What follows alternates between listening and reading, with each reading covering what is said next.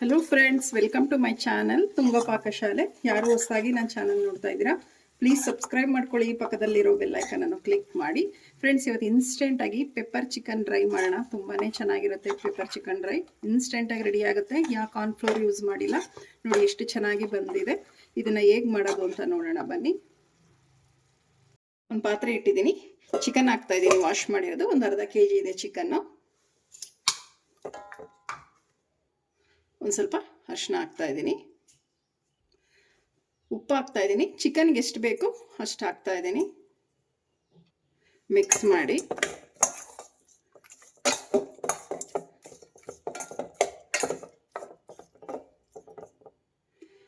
ನೀರು ಹಾಕ್ತಾ ಇದ್ದೀನಿ. ಚಿಕನ್ ಮುಳುಗೋಷ್ಟು ಹಾಕಿದ್ರೆ ಸಾಕು ಇಷ್ಟು. ಸ್ಟವ್ ಹಚ್ತಾ ಇದ್ದೀನಿ. ಒಂದು 10 ನಿಮಿಷ ಚಿಕನ್ ಬೇಯಿಸ್ಬೇಕು ಚೆನ್ನಾಗಿ. ಈಗ ಒಂದು ಲಿಡ್ ಕ್ಲೋಸ್ ಮಾಡ್ತಾ ಇದ್ದೀನಿ. ಒಂದು 10 ನಿಮಿಷ ಚಿಕನ್ ಬೇಯದಕ್ಕೆ ಬಿಡೋಣ. ಲಿಡ್ ಓಪನ್ ಮಾಡಿ ನೋಡೋಣ. ಒಂದು 10 ನಿಮಿಷ ಆಗಿದೆ ನೋಡಿ. ಚಿಕನ್ ಎಲ್ಲ ಚೆನ್ನಾಗಿ ಬೆಂದಿದೆ, ಸಾಕು. ಈಗ ಸ್ಟವ್ ಆಫ್ ಮಾಡ್ಕೊಂಬಿಡೋಣ.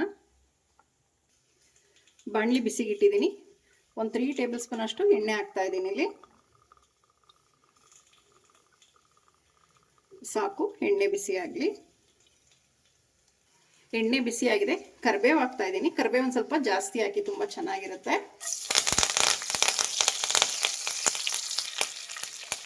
ಸಣ್ಣಗೆ ಹೆಚ್ಚಿರೋಂಥ ಈರುಳ್ಳಿ ಹಾಕ್ತಾ ಇದ್ದೀನಿ. ದಪ್ಪ ಇದ್ದೀನಿ, ಒಂದೇ ಒಂದು ತಗೊಂಡಿದ್ದೀನಿ ಅಷ್ಟೇ. ಇಲ್ಲಿ ಈರುಳ್ಳಿನ ಫ್ರೈ ಮಾಡಿ. ಈರುಳ್ಳಿ ಒಂದು ಸ್ವಲ್ಪ ಚೆನ್ನಾಗಿ ಫ್ರೈ ಆಗಬೇಕು. ಸಣ್ಣಗೆ ಹಚ್ಚಿರೋಂಥ ಹಸಿರು ಮೆಣಸಿನ್ಕಾಯಿ ಹಾಕ್ತಾ ಇದ್ದೀನಿ. ಒಂದು 4 ಹಸಿರು ಮೆಣಸಿನ್ಕಾಯಿನ ಹಚ್ಚಿದ್ದೀನಿ. ಈರುಳ್ಳಿ ಮತ್ತು ಹಸಿರು ಮೆಣಸಿನ್ಕಾಯಿ ಸಣ್ಣದಾಗಿ ಹಚ್ಚಬೇಕು. ಫ್ರೈ ಮಾಡಿ, ಚೆನ್ನಾಗಿ ಫ್ರೈ ಮಾಡಬೇಕು ಈರುಳ್ಳಿನ.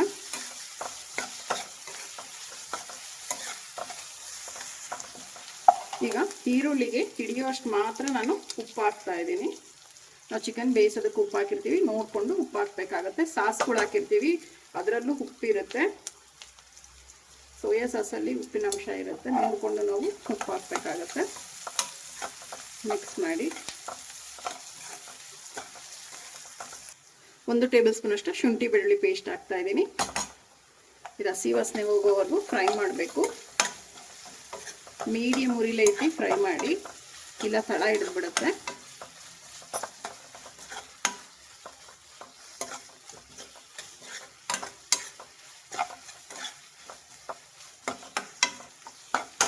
ಶುಂಠಿ ಬೆಳ್ಳುಳ್ಳಿ ಪೇಸ್ಟ್ ಹಸಿ ವಾಸನೆ ಹೋಗಿದೆ. ಈರುಳ್ಳಿ ಇನ್ನೂ ಫ್ರೈ ಆಗಬೇಕು.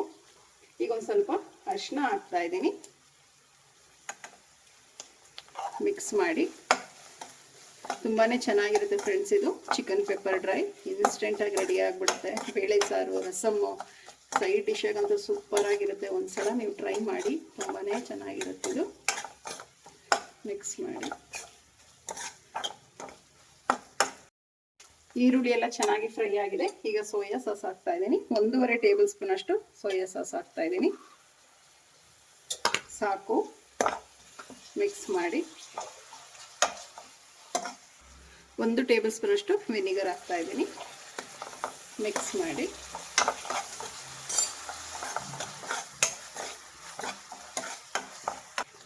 ಒಂದು ಟೇಬಲ್ ಸ್ಪೂನ್ ಅಷ್ಟು ಪೆಪ್ಪರ್ ಪೌಡರ್ ಹಾಕ್ತಾ ಇದ್ದೀನಿ.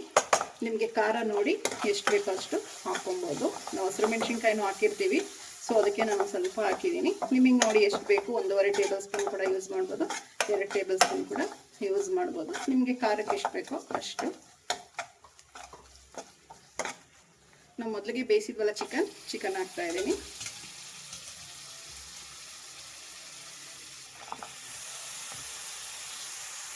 ಒಂದು ಸ್ವಲ್ಪ ಚಿಕನ್ ಬೇಯಿಸಿರೋಂಥ ಸೂಪ್ ಹಾಕ್ತಾ ಇದ್ದೀನಿ. ಸ್ವಲ್ಪ ಜಾಸ್ತಿ ಬೇಡ.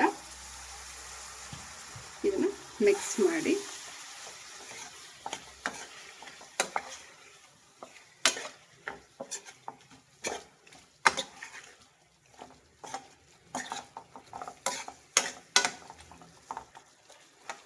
ನೋಡಿ, ಒಂದು 2 ನಿಮಿಷ ಲಿಡ್ನ ಕ್ಲೋಸ್ ಮಾಡೋಣ. ಒಂದು 2 ನಿಮಿಷ ಸಾಕು. ಮೀಡಿಯಮ್ ಉರಿಲಿ ಇಡಲಿ, ಹೈ ಫ್ಲೇಮಲ್ಲಿ ಇಡೋದಕ್ಕೆ ಹೋಗ್ಬಿಡಿ, ತಳ ಹಿಡಿದ್ಬಿಡುತ್ತೆ. ಒಂದು 2 ನಿಮಿಷ ಆಗಿದೆ. ಲಿಡ್ ಓಪನ್ ಮಾಡಿ ನೋಡೋಣ. ಎಷ್ಟು ಚೆನ್ನಾಗಿದೆ ನೋಡಿ. ಮಿಕ್ಸ್ ಮಾಡಿ.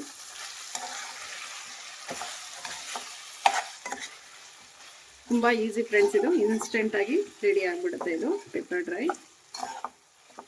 ಈಗ ಲಾಸ್ಟಿಗೆ ಒಂದು ಸ್ವಲ್ಪ ಕೊತ್ತಂಬರಿ ಸೊಪ್ಪು ಹಾಕ್ತಾಯಿದ್ದೀನಿ, ಸ್ವಲ್ಪ ಹಾಕ್ತಾಯಿದ್ದೀನಿ.